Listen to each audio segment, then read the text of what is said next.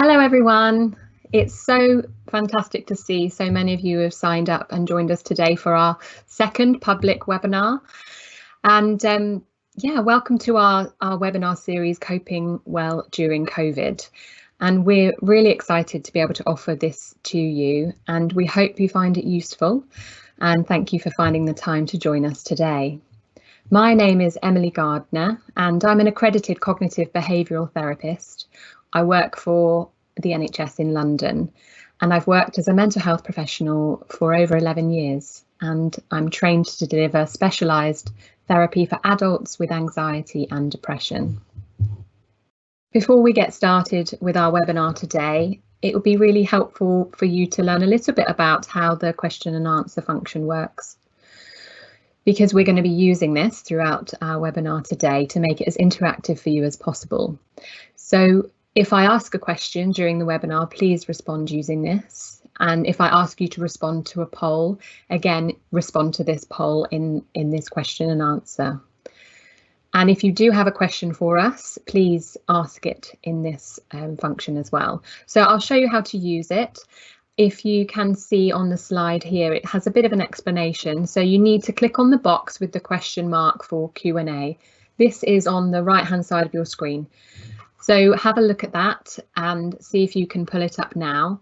And what will come up is the second image. And if you enter your name or click on the small box by the blue arrow, we would prefer it if you could stay anonymous so that we can keep your data completely confidential. So if you do want to do that, just click the small box by the blue arrow. And then you can enter your question and click on the arrow to send. And it does say ask a question, which can be a bit confusing for the parts of the webinar where we're asking you to respond to one of our questions, but it means the same thing. So enter it in that box there and then press send. Now, everything you write will not be published immediately and needs to be approved by one of our moderators. So it may take a few minutes to appear. And we are unlikely to be able to answer all of the questions, but your responses will be really useful to help us tailor future webinars to suit your needs. And yes, as I said, there will be some moderators who may be responding. So if you do have a question that you want to remain private, please make a note of that when you send the comment as well. So let's try it out now. It'd be really helpful to know why you're here and a little bit about your role. So some of you may be here for yourself, and some of you may be here to learn a little bit more about how you can support a family member or friend who is struggling. Or you may be here in a professional role. If so, please tell us what it is. So if you have a look at the question and answer box now, you will find these 4 options, and please like the relevant one for you. So A, for yourself, B, for a family member or friend who is struggling, C, as a professional, but please comment and tell us what role you're here for. And then if we haven't quite captured it, then pick D, and again, please explain for our information. It's really useful for us to know who we are having attend our webinars. So right now we're all going through a really tough time, and none of us have ever been through anything like this before. And so we thought that it would be helpful to develop a series of webinars to help you cope with the impact caused by the coronavirus. And each week the theme will change, and we'll be focusing on a different way that COVID-19 might be impacting on your mental health. And each week we'll be starting with looking at understanding why you feel the way you feel.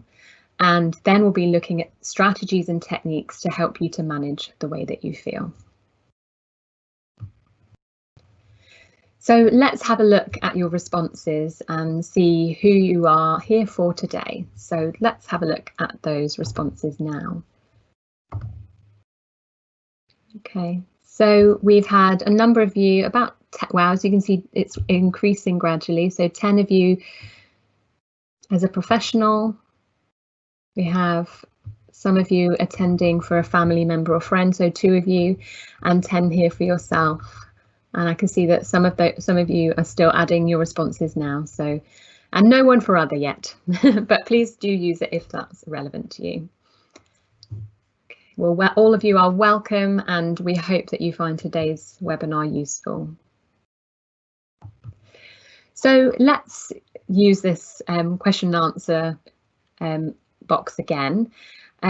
We want to know what you hope to gain out of today's webinar. This is useful just so that we can get an idea of what you are expecting, and also if we don't quite cover it, what you are wanting today, we can add it into future webinars. So if you could add those now, that would be really helpful. And we will come back to your responses in a few slides. So I'm going to tell you a little bit about what we're offering and what to expect from these webinars. So this series of webinars is designed to provide you with a toolkit, essentially, of evidence-based resources, ideas and tools, with the idea that this is going to help you get through the next few days, weeks and months.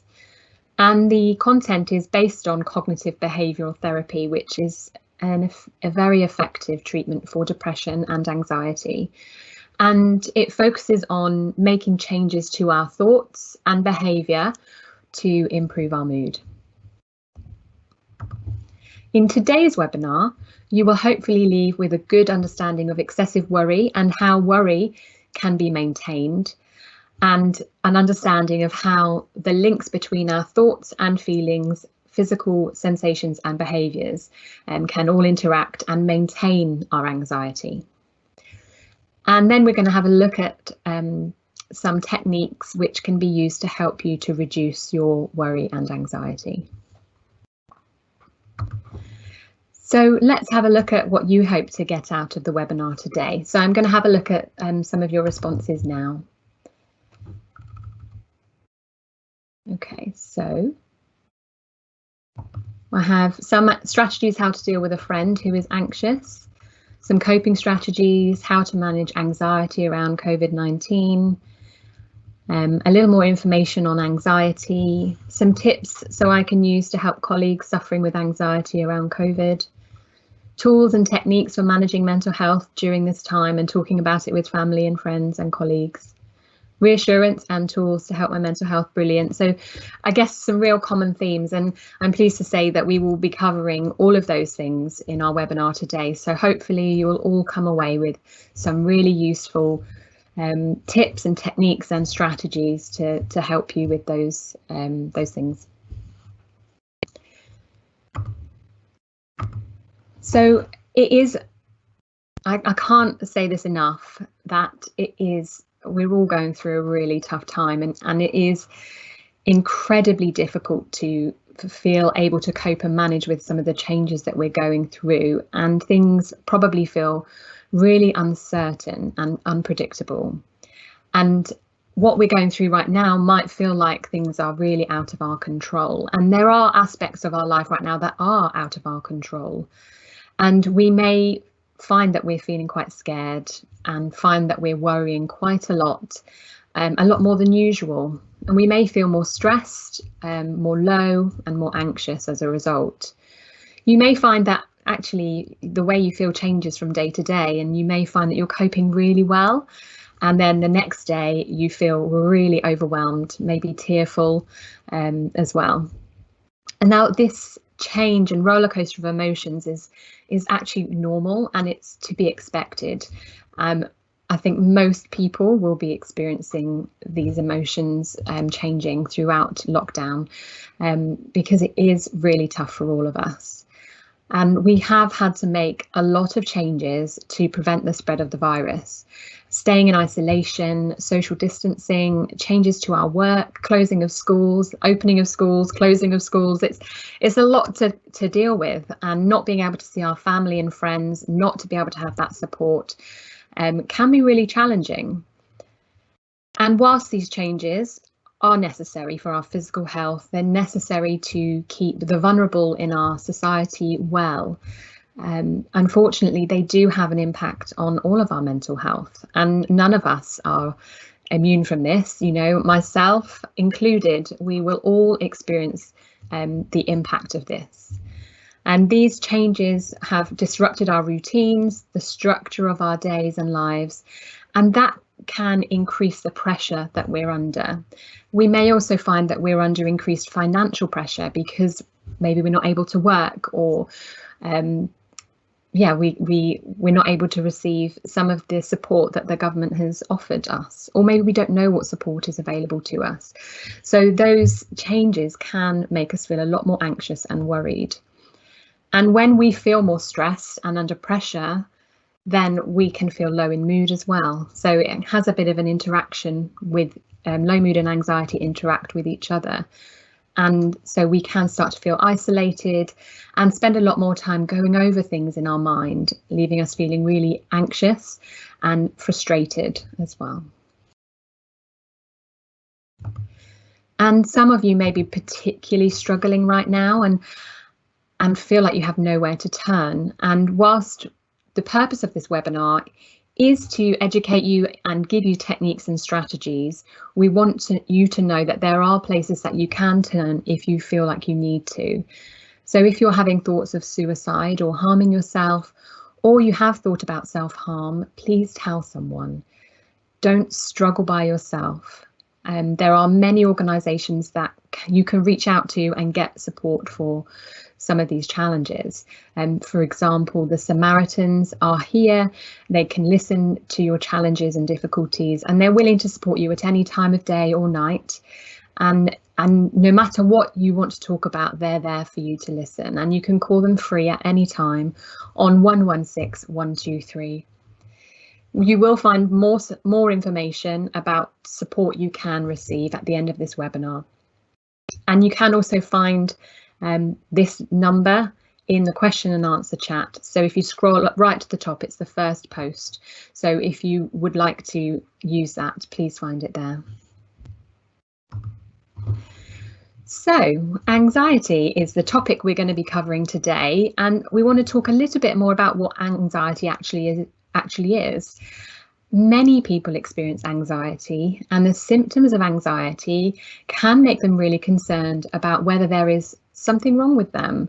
Symptoms such as increased heart rate, breathlessness, feeling hot and sweaty, pins and needles, a knot in their stomach. And these are just some of the symptoms. There are a whole list of many, many more. And although you may feel quite alone in your struggles with anxiety, many, many people experience anxiety on a regular basis. And it's estimated that 1 in 5 experience excessive levels of anxiety in their lives. Now, this is excessive anxiety. Everyone will experience anxiety day to day, and it fluctuates, so it's up and down.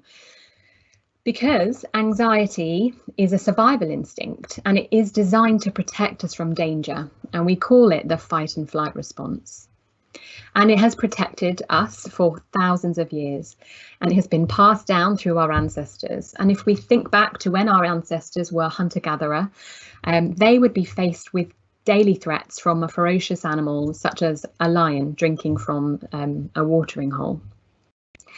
And when faced with this kind of danger, this response, the fight and flight response, is absolutely essential, and it initiates a whole series of physical and behavioural changes that serve to protect us. So it's helpful in this kind of situation. So when confronted with danger, we will typically flee from the situation or stand and fight. So the main purpose of this response is to protect the individual. So whilst it feels extremely distressing, it's not harmful or dangerous in any way. And you may find that as soon as the danger is perceived, the brain sends that message to our autonomic nervous system, which activates various areas of our body to be ready for action. So ready to fight or ready to run away. And we will experience physical changes as a result of this, from head to toe. So you may notice a number of physical changes, and there's a reason for each of these changes. So you may notice an increase in heart rate, and this is to ensure that blood is pumped around the body faster, so that oxygen is delivered more promptly to where it's needed. And whilst blood and oxygen is being sent to where it's needed, the large muscles and organs It's being taken away from places where it isn't needed, such as your skin, your fingers, your toes. And this change results in the skin looking pale or feeling cold, numbness or tingling in your fingers and toes. So those symptoms have an explanation that is it's essential for our body's survival. You may also notice changes to your breathing, and this is very important as it's providing your tissues with extra amounts of oxygen required. And this can create feelings of breathlessness, or maybe even a choking or smothering feeling, or tightness in your chest. Another side effect of this increase in breathing is that the blood supply to the head is actually decreased and can produce symptoms of dizziness, lightheadedness, and blurred vision. So these responses are automatic. They're automatic from a threat or a fear. It's the way our body responds to protect us. It's automatic and normal, and it is healthy. Now, it doesn't feel healthy. I understand that. It makes sense if we are faced with a real obvious threat that we would feel this way. And it can be a very helpful response when we're in danger. So, for example, if we are faced with a car pulling out of a junction that we didn't see, that fight and flight response will kick in, and we will be extremely ready to get out of danger, and our whole body will respond, and we will feel adrenaline pumping, and we'll feel all of these symptoms come all at once. And once that threat is gone, things return to normal quite quickly. But in our modern day, the threats are not the same. So in our current lives, the fight and flight response can be triggered by everyday things. So where there's no obvious threat. So for example, we may find that we break out in a sweat at our desk whilst reading an email. And that can be very confusing because there's no obvious threat or danger. Or maybe we're watching the news and we're learning more and more about the coronavirus or the restrictions, and we're starting to worry about them, and that creates that fight or flight response. Or maybe we're opening a letter that we thought was a bill, and that adrenaline might get pumping within us, and then when we realise that it wasn't, we're left with that feeling of anxiety pumping through our body, and that can feel very overwhelming. Naturally, what we have been going through recently, next slide please, skip ahead, there we go, one more please. Naturally, what we've been going through recently will be having an impact on how we feel, and it can help us to break it down and to understand what's happening. So in cognitive behavioural therapy, we use this 5 areas model to help us to do this. So we start by looking at our common life events. Now, we've all been through a lot recently, and on the next slide we're going to have a look at the specific life events and challenges that we have been going through. But those life events naturally knock onto this cycle.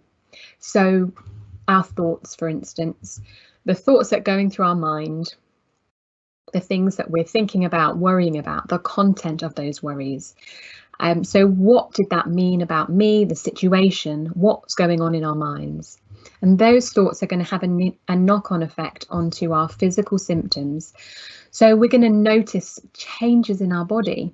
A lot of the changes we just talked about that are common symptoms of anxiety and that fight or flight response. So what did I feel? Where did I feel it? What are those changes? And then how did that impact my behaviour? What was I doing differently because of how I felt or because of those thoughts? And then how does that impact on how I feel? What emotions am I experiencing as a result of these things? And then it's being aware of how that has a knock-on effect on this cycle. Now, they all knock on to each other in all different angles, and it's all happening all at once. It's not just how we have it here in a smooth cycle. You know, it's instant and they're all hitting off at each other. So this can feel really overwhelming, which is why we break it down in this way. So let's have a look at an example that might feel relevant to some of you. So this is a common fear cycle that many of you may have already been experiencing in the last few months. So initially, you may have been worrying about catching the virus and worrying about your loved ones getting it. And these are completely normal and expected worries and fears. And these probably are still there in the background.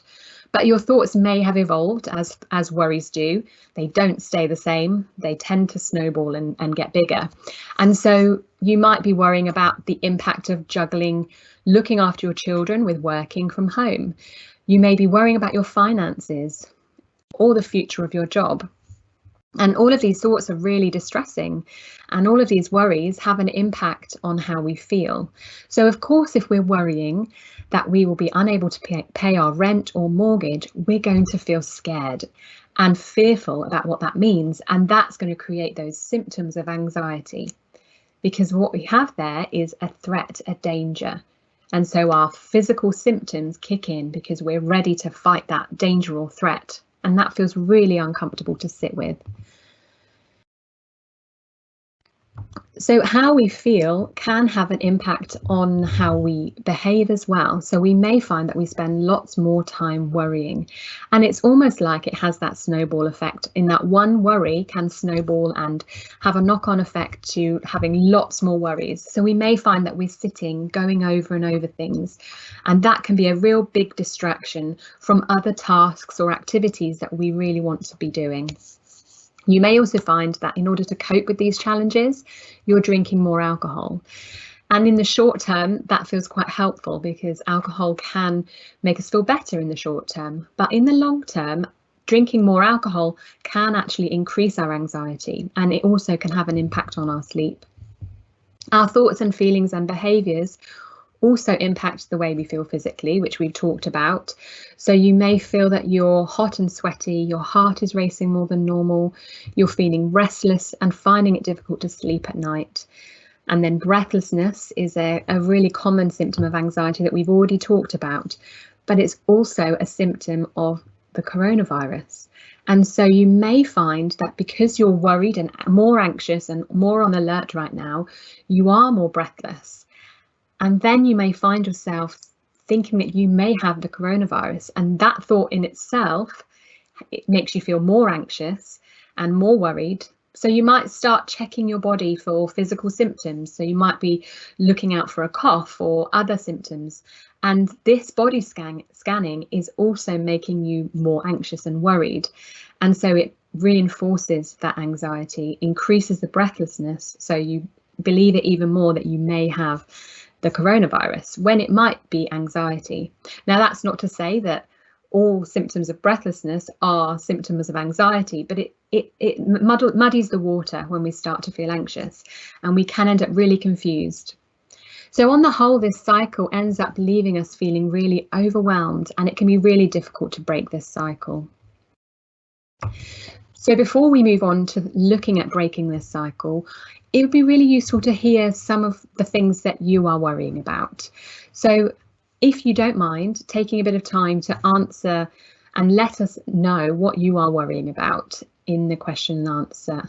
And as you send your response, have a look at some of the other responses that are coming back. And if you've had that worry, then like it.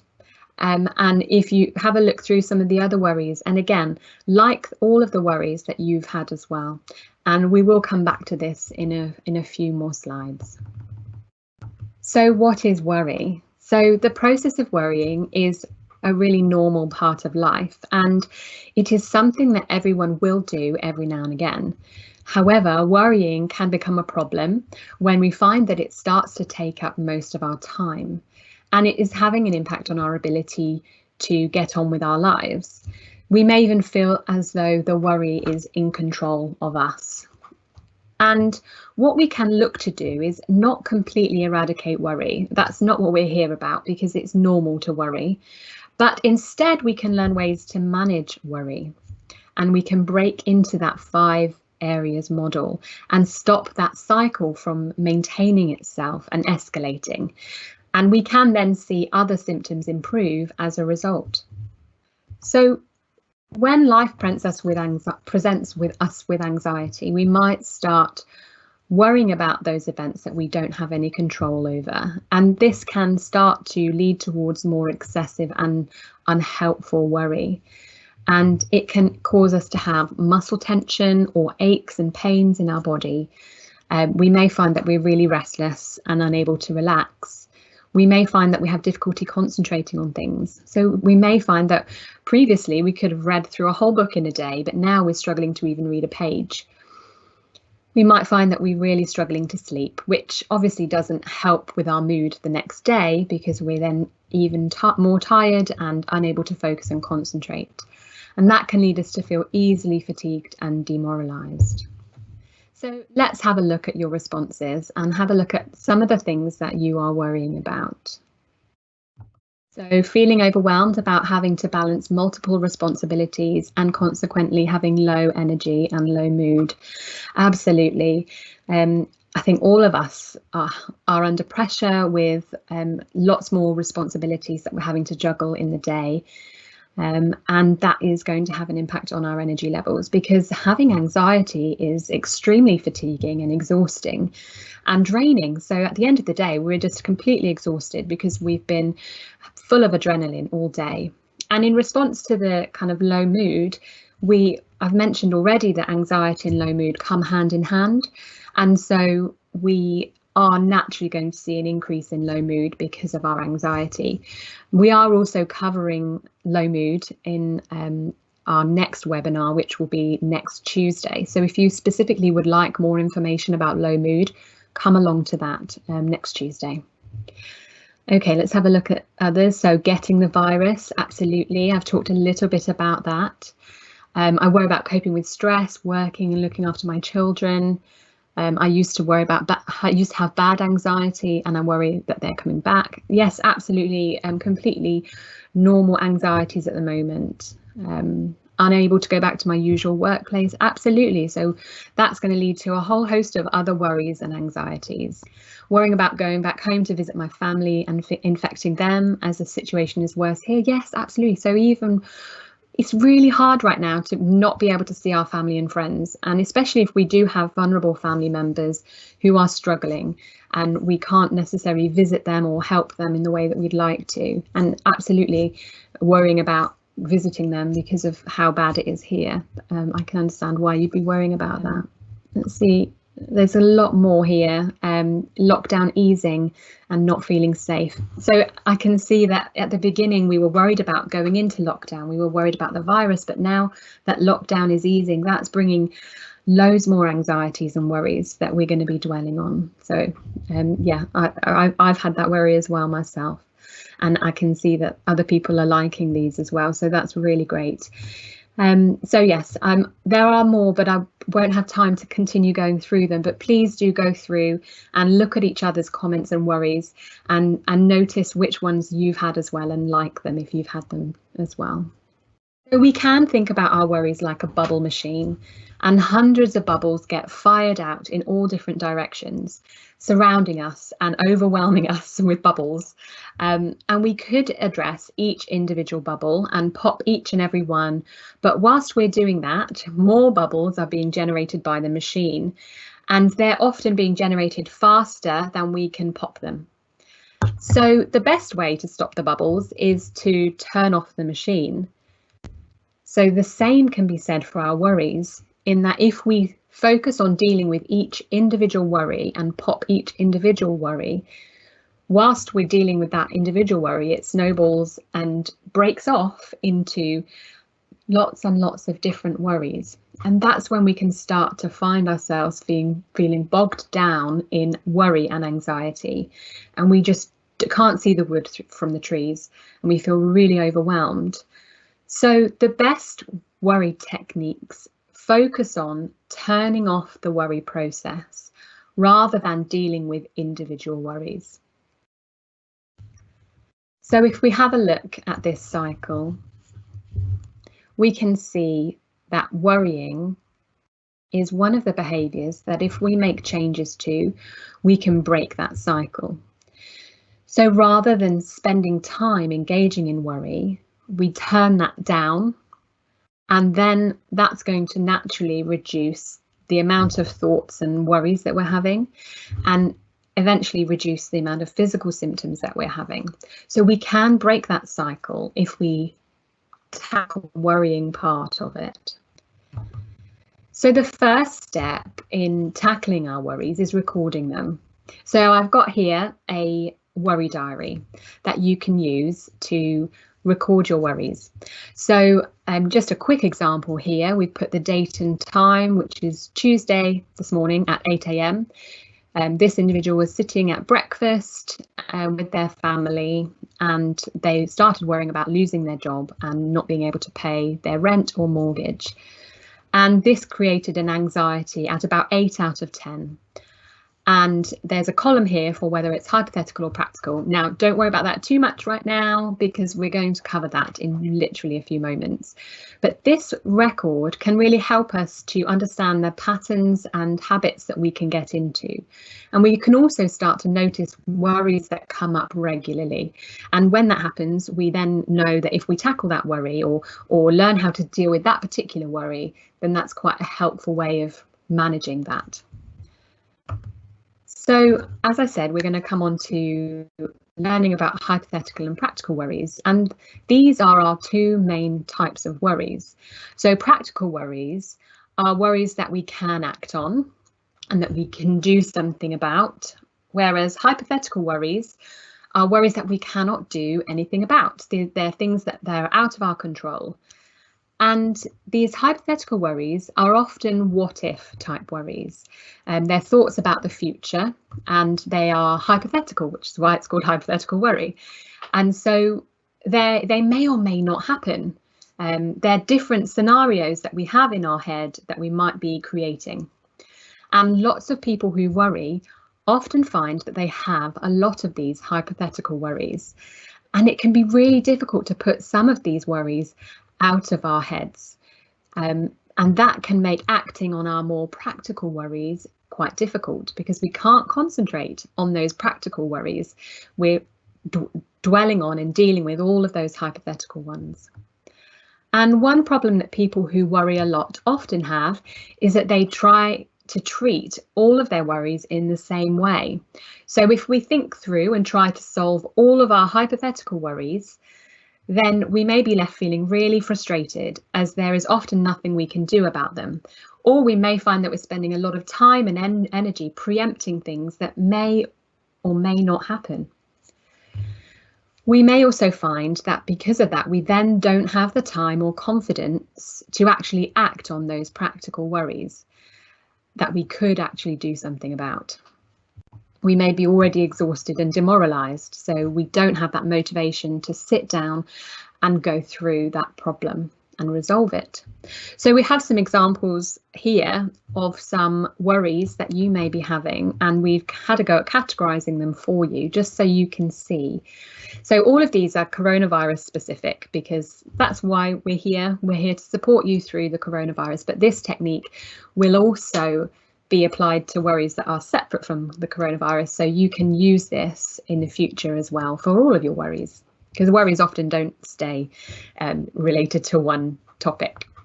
So, for example, I have a cough. This could be the coronavirus. So having a cough makes that a practical worry, whereas worrying about catching the virus is a hypothetical. My performance at work has decreased. That is a practical worry, because it's actually something that has happened.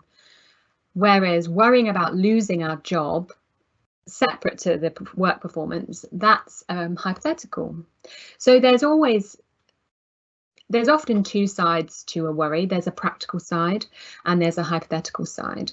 And by identifying which part's practical and which part's hypothetical, we can learn how to treat our worries. So we're going to talk a bit more in a few moments about how we can treat our different hypothetical worries and practical worries separately. But there are a few more examples here for you to have a look through, and essentially what we want you to do is add to this. So if you have a look at the next slide, we have some space for you to write down your own practical and hypothetical worries. So go through and list your worries and try and work out if they're hypothetical or practical. It's important to remember that hypothetical worries may still be really difficult thoughts. So even though they are hypothetical and they may or may not happen, they can still be quite distressing. And they are real life worries that are often reasonable to feel anxious about, but it's important to make that distinction about whether we can actually do anything about the worry at that moment.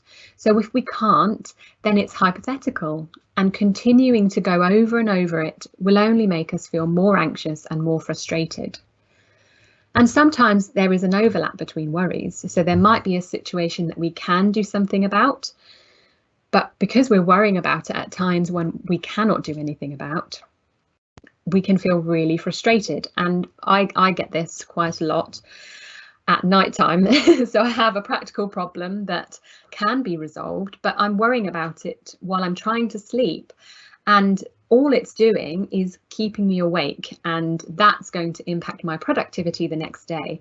And so learning to categorize our worries between practical and hypothetical and deciding whether we can act on them right now can be a really helpful step in letting go of that worry.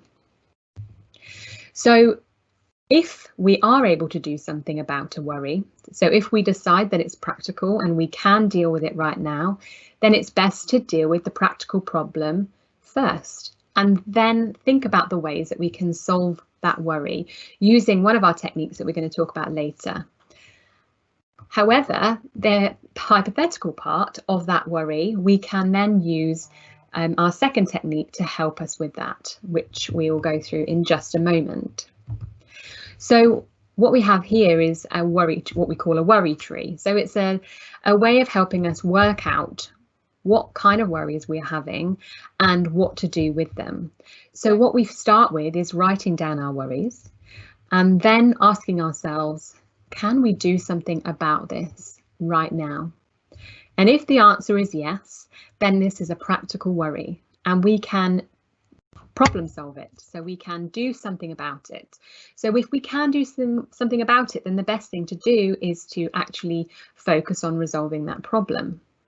However, if the answer to that question, can I do something about it right now, is no, then it's a hypothetical worry. So then what we want to do is use the technique called worry time, which we'll come to in a few slides. So with these two branches, we can feel empowered when we know how to deal with our worries and know how to deal with the different types of worry, rather than constantly overlapping or treating them in the wrong way or in the same way. We can feel quite empowered just knowing that our worries are either hypothetical or practical, and then knowing that there is something we can do about each type of worry. So we're going to start with helping you deal with your practical worries. So our main technique for practical worries is problem solving. So the first step with problem solving is to clearly identify the problem. Now, that can be quite tricky if we are used to worrying a lot about lots and lots of different worries. Sometimes it's difficult to actually focus on the problem itself. And when we feel anxious, our ability to solve practical problems is hindered. And we can often feel frozen or fearful about acting on some of our problems, or we might avoid thinking about them. And so this technique can help us to sit down and focus on it rather than getting caught up in that anxiety and avoidance. We can then focus on actually dealing with it. And by using the problem solving technique, we can get clarity on our problems and think about what those options are by planning how to solve them. And then we can then feel more motivated to make those changes rather than avoiding it, which is a common reaction. So that first step is, as I said, clearly identifying the problem. So it's trying to break it down into what that specific problem is. So if you're worrying about your finances, it may be worthwhile breaking it down into what particular aspect of your finances are you worrying about and clearly identifying that. The second step is to brainstorm the solutions. So try to get everything down that comes to mind, however ridiculous it might seem. The idea behind this is to get your mind going, to get you thinking creatively and outside of the box. And then once you're allowing yourself to do that, your mind will start to think of some really feasible solutions. And it's important not to rule anything out at this stage, because normally what we might do if we're going through different solutions in our head, we might rule something out immediately because of one problem or one weakness. And that can often lead us to rule out viable solutions that we can work with. So we just allow any solution, we write it down, and then we look at the strengths and weaknesses of each solution, or we can pick our top 3 as well. And then once we've had a go at looking at the strengths and weaknesses of each solution, we then select the solution that we wish to implement. And it's important here to remember that it's highly unlikely that there will be a perfect solution, because we're not looking for a perfect solution. We're looking for the best solution available to us right now. And that may be, it has to be one of those options on our list. And so it's going with the best solution available. And then it's putting a plan into place. So it's planning how to problem solve that. So try and break it down into as many steps as you can. Make it easy for yourself. We want you to think about how you can actually solve this problem. So break it down and then put that plan into place and carry out the steps in your plan and keep a note of your progress and how each step goes. Then finally, this is probably the most important step, is to review it. It's to consider how it went, because it can give us a sense of hopelessness or frustration when we might be faced with difficulties when we problem solve, because it's unlikely that we'll always choose the best solution and it works. It may be that we choose the best solution, but it doesn't work out how we want to or quite solve the problem. So we then need to go back to step 2 and 3 and pick a new solution. And if we haven't got it written down, then it's like we're starting all over again, and that can feel quite frustrating. So the idea is when we review it, if it's resolved, then great, you can feel happy that that's happened. If not, going back to step 2 and 3 and going through this process all over again. So I've created 2 examples for you, which you will find at the end of these slides. We don't have time to go through both of them now, but we've put them there for you so that you can have a look through them, just to see in a bit more detail how this problem solving technique works. So coming back to our worry tree, it can be helpful to do this for, as I said, the different worries that we have. And now we're going to look at some of those hypothetical worries. And so for the hypothetical worries, we want to think a bit more about what hypothetical worry is. So for the next few moments, I want to try an experiment with you. I don't want you to think about a pink elephant. So you're not allowed to think about a pink elephant for the next few moments. Now I'm going to be silent for just a few moments whilst you try not to think about this pink albino baby elephant. Okay, how's that going? Were you able to not think about the pink elephant? So the reason why we tried that example, that experiment, is to find out whether suppressing our worries does work. And often with hypothetical worries, we can tell ourselves not to worry about them, and we try and push those thoughts to one side. However, as you've just seen with this experiment, this is often very ineffective. And the more we try not to think about something, the more we think about it. So it has that bounce back effect, and the worry can come back into our mind. So what is the alternative? So for hypothetical worries, there's a useful technique called worry time, where we postpone our worries rather than just pushing them away. And postponing our worries means that it's okay for an initial worrisome thought to be in our mind. So, for instance, we might have that worry about not, if we've applied for a job, not getting it. But you can then make a decision not to engage with that worry and not chase the thought any further at that particular time. And by not chasing that worrisome thought, that means that you don't try to anticipate the worst case or the run through all of those possible scenarios in our minds. And that prevents that circle going round and round in our head where we dwell on all of these possible outcomes, such as it's going to be a disaster, I'm going to fail, etc., etc. Instead, we postpone our worry until later using worry time, which is a very useful technique. There are a number of steps which we'll go through now. So the first step is to plan your worry time to be the same time every single day. And it's important to consider how long you feel is acceptable, how long you want to worry about it for. And at first, you may feel like you need to set a longer period of time as you feel like you worry constantly. And you need to make sure that you set aside this time that you can worry and not engage in any other things, any other activities. So do it in a separate room that you can focus on, and that where you can go away and then come back to where you were before.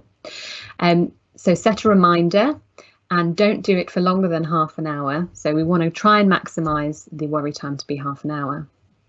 And then step 2, once we've planned our worry time specifically, is to write down all of your hypothetical worries throughout the day as and when they come. And when you notice your worry, you can go through that process of whether it's practical and hypothetical. And if it's practical and you can do something about it, then do it. If it's not, then write it down with your other hypothetical worries, as it's not something you can deal with right there and then. And you have this worry list that you can worry about as much as you like when you come to your planned worry time. And then once you've written it down, the key part of this is to refocus on the present moment. So wherever you are, whatever you're doing, refocus on that. And whether you're engaged in a task, then it's refocusing on that task and trying to disengage from the worry. Or if we're watching television, it's focusing on what's happening in the television at that time. Or whatever we can do to focus our attention on the present moment wherever we are. If we're washing up or talking to our children, it's to re-engage in that moment. And then step 4 is to actually have your worry time. So in that worry time is a time where you're allowed to worry as much as you like. So go through that list of hypothetical worries and choose one that you'd like to start to worry about. And for each hypothetical worry you have, consider how you felt when you wrote the worry and how you feel about it now. So has the thing that you were worrying about happened? How did you deal with it if it has happened? Were there any worries that you have come back to during your worry time and then no longer a worry for you? This is often the case in that some distance has given us time to let go of that worry. So it's really helpful to reflect on what it feels like to worry as much as you want for that period of time. Do you feel like you need as much time as you planned? And if some of the worries you wrote down are no longer a problem for you, put a line through them and let them go. And after worry time, put a line through the page or screw up that piece of paper and put it in the bin.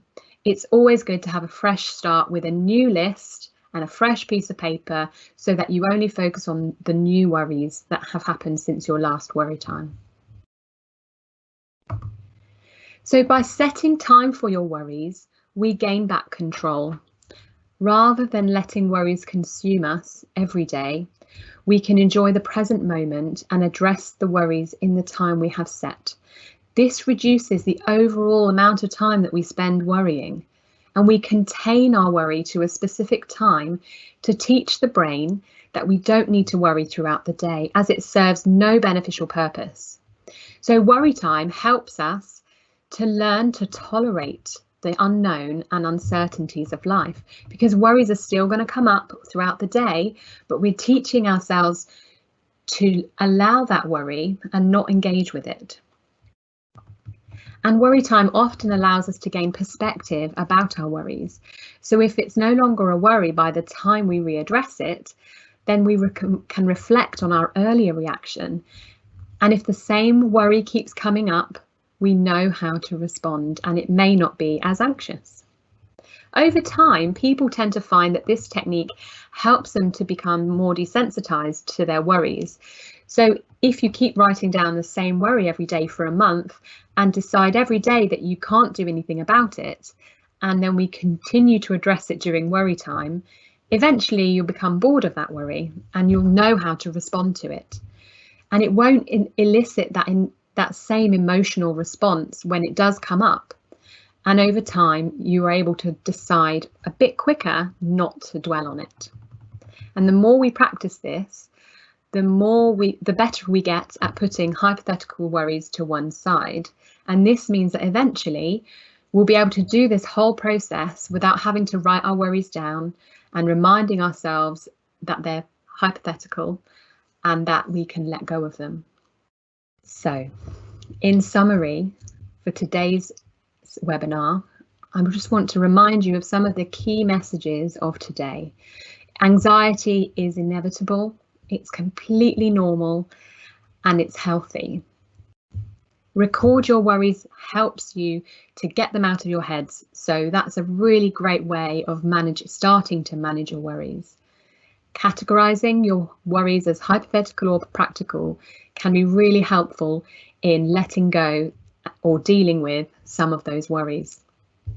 Problem solving is a very useful technique which can give us clarity on our problems and help us work out what our options are rather than focusing on all of those what ifs.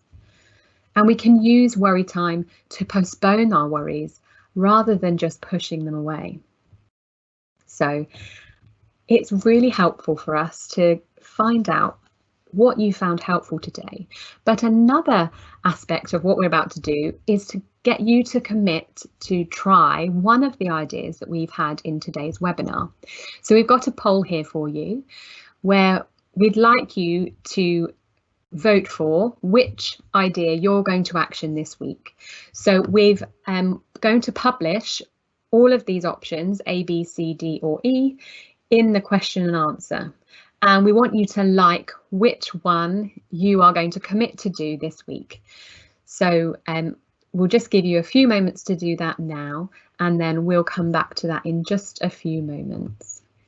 So whilst you do that, I just want to highlight some of the things that are in this pack that we're going to email out to you.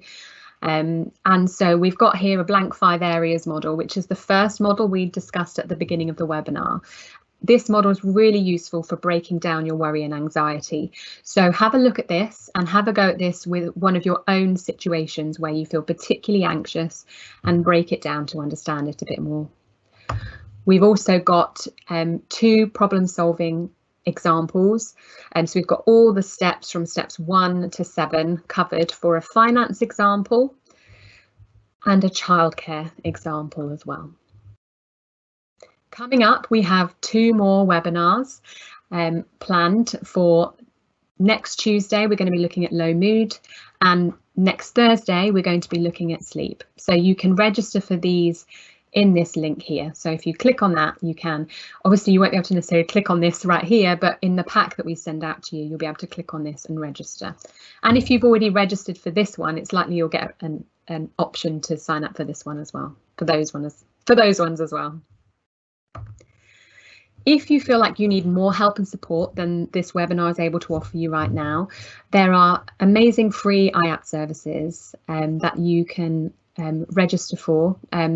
You can self-refer or go to your GP, and you can get free confidential support for anxiety or depression. And these services are called IAP services, which stands for Improving Access to Psychological Therapies. And so if you follow the link in your pack here, you will be able to type in your postcode and find out what local IAP service is available to you. If you feel like you need more urgent support, are having thoughts of suicide or are harming yourself, please get help, please seek support. Don't suffer through this on your own. And there are some fantastic organisations available. We've already mentioned the Samaritans, but there's also Shout, so text 85258 to Shout. And there's also an NHS guideline here at the bottom, where if you click on that, it will take you to some options. So it will help you work out what kind of support you need if you are really struggling. And then coming to the next slide, we have some other useful resources and links.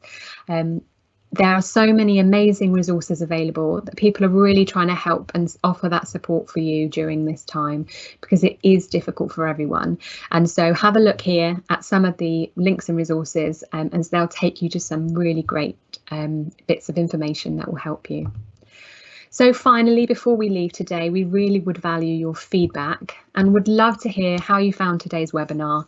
So please use this link, or the one that you'll be sent in your information pack if you signed up using the Eventbrite link, and have a click on this. We really would like to hear how you found today and ways that we can improve. We are quite early in the development of these webinars, so we're going to be putting more out and we want to develop them. So whatever feedback you have, we really value it. So click on that link and let us know your thoughts.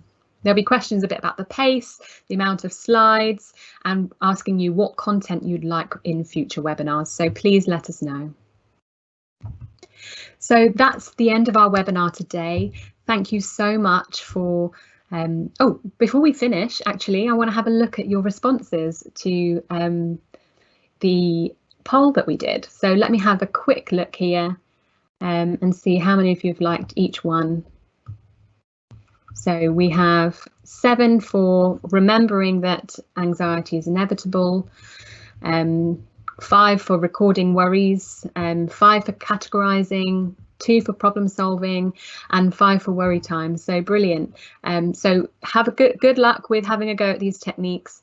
And for those of you that want to come to further webinars, again, a reminder, we have a low mood one coming up and a sleep one. So have a look and register for those, and we look forward to seeing you again soon. Thank you very much. Take care. Bye.